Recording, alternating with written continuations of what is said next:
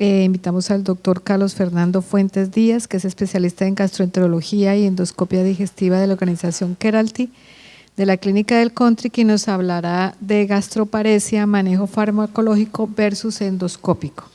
Vamos a hablar un poco sobre gastroparesia, evaluar las posibles estrategias que tenemos tanto farmacológicas como endoscópicas. Esta vez tenemos una paciente de 70 años con antecedente de una corrección de una hernia yatal gigante hace un año. Consulta porque después de su cirugía presenta dolor abdominal, distensión postprandial, vómito y pérdida de peso. Por eso la remiten a gastroenterología. Entonces, primero, para definir gastroparesia, debemos tener en cuenta tres conceptos fundamentales. Primero, debemos descartar la obstrucción mecánica, debemos descartar que no hay una obstrucción a nivel del píloro, idealmente con una endoscopia digestiva superior, puede ser muy fácil y frecuente, si no un estudio de vías digestivas altas pues nos puede ayudar, pero creo que la endoscopia en este caso es fundamental. Segundo, el paciente debe tener síntomas de retención gástrica, que ya vamos a ver que se pueden confundir con otro tipo de patologías. Y el tercer componente y gol estándar en el tratamiento, en el diagnóstico, perdón, es evaluar que efectivamente hay un retraso en el vaciamiento gástrico. Esto lo vamos a hacer mediante una gamografía. Es más frecuente la gastroparesia en mujeres que en hombres. Sin embargo, durante estas últimas 2 décadas se ha aumentado en un 300% la presencia de esta patología, de este síntoma, y los incrementos y los gastos hospitalarios han aumentado de forma significativa. La etiología de la gastroparesia es multifactorial. Digamos que actualmente contamos con tres etiologías que son las más frecuentes. Entonces, la idiopática, que es la mayoría de los pacientes. Segundo, gastroparesia diabética, donde vamos a encontrar una alteración a nivel pues, de los nervios secundarios, los acúmulos de glucosa. Y el tercero, y también muy frecuente, es la gastroparesia posoperatoria, alteraciones del nervio vago durante las cirugías o vagotomías inadvertidas.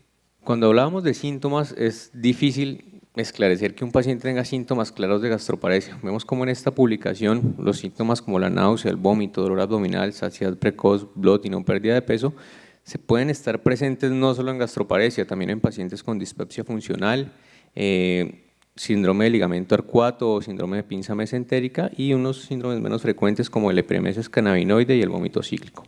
Es importante aclarar que la severidad de los síntomas no necesariamente va a tener correlación con la severidad de la gastroparesia. No, un paciente puede tener una gastroparesia moderada con una sintomatología severa.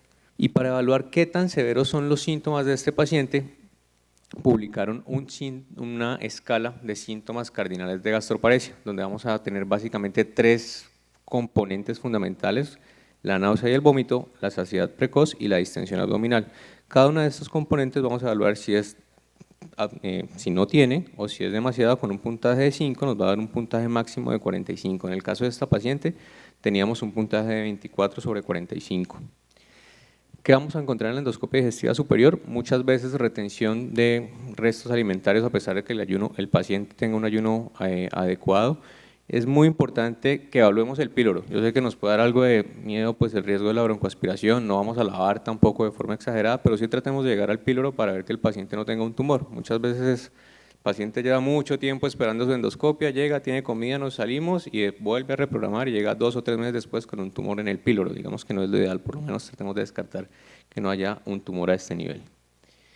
Y como les decía, el gol estándar para establecer el diagnóstico del vaciamiento de la gastroparesia es la gamografía de vaciamiento gástrico para sólidos. Parece muy simple, pero muchas veces por preparación inadecuada de este estudio podemos tener falsos negativos y podemos subdiagnosticar esta entidad. Entonces recordemos que el tiempo estimado para el vaciamiento de sólidos a las 2 horas es hasta un 70% y a las 4 horas esperamos que por lo menos el 90% del alimento ya se haya desocupado. En esta paciente que presentamos en el caso tenía un vaciamiento a las 4 horas del 60%. En cuanto al tratamiento farmacológico, sé que tenemos un montón de herramientas y alternativas terapéuticas, pero que me llamó la atención que actualmente por la FDA solo está aprobada la metoclopramida para el tratamiento de la gastroparesia. Tiene como punto controversial la posibilidad de presentar síndromes extrapiramidales. Lo que nos normalmente recomiendan son dosis de 5 a 10 miligramos cada 8 horas, dar ciclos de hasta 3 meses, suspender una semana y reiniciar en el paciente. Es curioso que este sea el único que esté aprobado por la FDA, seguido de la domperidona, que también puede tener algunos resultados importantes. Entonces, cuando vamos a tratar al paciente, lo primero que debemos establecer es prokinéticos, metoclopramida, domperidona, eritromicina si tenemos disponible. Después, para el manejo de síntomas, podemos utilizar antieméticos como el ondansetron, que tenemos acceso actualmente, y por último neuromoduladores, como la amitriptilina. Realmente no va a mejorar el vaciamiento gástrico, pero sí nos puede ayudar con el control de síntomas de estos pacientes.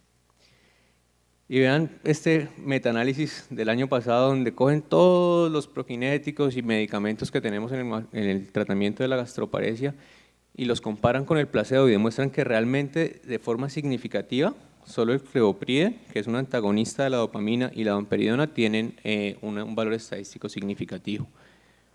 Síntomas, eso en cuanto al vaciamiento gástrico. Para el control de síntomas, nuevamente, el que va ganando y siempre va a tener tratamiento de elección es la metoclopramida. En cuanto a eventos adversos, la plucaloprida es la que presentó mayor cantidad de eventos adversos comparado con el placebo, lo cual nos lleva a concluir que, a pesar de que contamos con muchas alternativas para el tratamiento, realmente estamos cortos, no todos llenan las expectativas del tratamiento de estos pacientes. Por eso muchas veces nos llega a consulta pacientes polimedicados en los cuales ya no sabemos qué tratamiento podemos instaurar. Ahora vamos un poco al tratamiento endoscópico, donde principalmente tenemos dos intervenciones. Una, la inyección de toxina botulínica de 200 unidades, que puede tener una buena respuesta en el vaciamiento gástrico, pero no en el control de síntomas, y actualmente la consideran como una prueba terapéutica para determinar si posiblemente una piloroplastia quirúrgica o endoscópica va a servir en este paciente. Por último, el GPOM, que es una terapia, el primer caso fue en el 2013, con unos resultados adecuados en el seguimiento hasta el momento. Cuando comparan estas dos alternativas terapéuticas, pues efectivamente el GPOM tiene mayor control de síntomas, mayor control del vaciamiento gástrico en el seguimiento tanto a 3 meses como a 12 meses, y nos generan algo, pues una hipótesis, y es que cualquier tipo de terapia endoscópica que tengamos en pacientes con gastroparesia debe ir dirigida al píloro. Por eso muchas veces plantean la dilatación o incluso el uso de prótesis a nivel del píloro.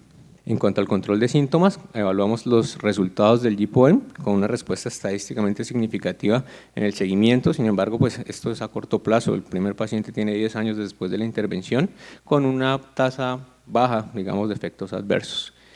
Cuando evalúan esto era de forma subjetiva mediante el índice de síntomas cardinales de gastroparesia. Cuando lo hablamos de forma objetiva usando la planimetría o el endoflip, vemos que tiene adecuados resultados en el aumento del diámetro, en la disminución, en la mejoría de la distensibilidad y en el valor del corte del área transversal. Sin embargo, no hay mejoría en las presiones. Esto evaluado en balones de 40 milímetros y de 50 milímetros. Entonces mejoramos diámetro, distensibilidad, corte transversal sin mejoría de presiones.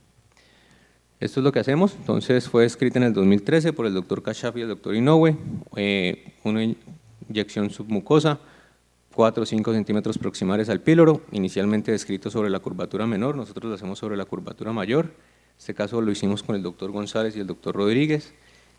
Accedemos al espacio submucoso y creamos o formamos un túnel hasta identificar el anillo pilórico. No es necesario acceder más allá. El procedimiento lo hacemos bajo anestesia general, de cúbito supino. Usamos una hybrid knife y la mezcla que usamos es de solución salina hipertónica con azul de metileno. Después de identificar el anillo pilórico, procedemos a realizar el corte de distal a proximal, aproximadamente 3 centímetros. Ese es el resultado de la gamografía de la paciente después del procedimiento. Vemos cómo el vaciamiento gástrico para sólidos mejoró. A las 3 horas tenía un vaciamiento del 80% con uno previo de 48%, a las 4 horas 84% versus un 60%, tanto que los doctores lo interpretaron como un vaciamiento gástrico normal, y de forma subjetiva mediante el índice de síntomas cardinales de gastroparesia pasó a 2 puntos sobre los 45. Este es un posible algoritmo o camino que ellos nos plantean para evaluar a nuestros pacientes con gastroparesia. Entonces, primero que todo, tenemos que diagnosticarla. No todo paciente con náusea, vómito, distensión postprandial va a tener gastroparesia. ¿Qué vamos a hacer? El diagnóstico. ¿Cómo lo vamos a hacer? Descartando una obstrucción al tracto de salida del píloro mediante la endoscopia y confirmándolo con una gamografía de vaciamiento gástrico para sólidos. Después de que diagnosticamos al paciente, ¿qué tenemos que evaluar? Factores de riesgo que el paciente me puede condicionar gastroparesia. Si es un paciente diabético que no tiene sus valores de glicemia controlados, pues posiblemente ninguno de los tratamientos nos va a mejorar. Vamos a hacer algunas modificaciones en la dieta y evaluar qué medicamentos está consumiendo el paciente que me puedan condicionar alteración del vaciamiento gástrico. Después de eso vamos a iniciar en los prokinéticos, metoclopramida. A pesar de que creo que no lo usamos frecuentemente, Ya vemos que es seguro, incluso dar ciclos hasta de 3 meses. Si no tenemos metoclopramida, podemos usar domperidona, que también tiene buena evidencia. Para el manejo de los síntomas, como la náusea y el vómito, podemos utilizar el ondansetron. Si a pesar de esto el paciente persiste con sintomatología, pasamos a los neuromoduladores y la primera terapia endoscópica, donde evaluamos la inyección de toxina botulínica 200 unidades, dilataciones del píloro, incluso el uso de prótesis. Si el paciente no mejora, podemos de forma endoscópica nuevamente evaluar una piloromiotomía endoscópica como un JPOEM. Y por último, si no hay mejoría, pues podemos considerar que el paciente sea candidato a cirugía, plantear un bypass gástrico o una gastroyeyonostomía. Muy rápido para llevar a la casa. Entonces, pues primero hay que esclarecer el diagnóstico. Los síntomas de la gastroparesia pueden estar presentes en un montón de patologías, entonces pues no todo paciente que le hagamos una endoscopia y tenga el estómago lleno va a estar con gastroparesia, o no todo paciente con emesis y distensión postprandial va a tener gastroparesia. La gamografía del vaciamiento gástrico es el estándar de oro en el diagnóstico de estos pacientes, y a pesar que tenemos muchos tratamientos farmacológicos, pues la mayoría de ellos no satisfacen las necesidades y no logran controlar de forma adecuada los síntomas. Para nosotros como gastroenterólogos y endoscopistas tenemos que centrarnos en el píloro, porque posiblemente es ahí donde vamos a poder evaluar si el paciente va a mejorar con nuestras intervenciones. Actualmente pues tenemos acceso al uso del EndoFlip. Antes de llevar a un paciente a una intervención quirúrgica endoscópica, pues podemos predecir el resultado de esta mediante la planimetría. Y pues actualmente nuestra arma más fuerte es el JPOEM como una alternativa segura y eficaz en el tratamiento de estos pacientes con gastroparesia refractaria.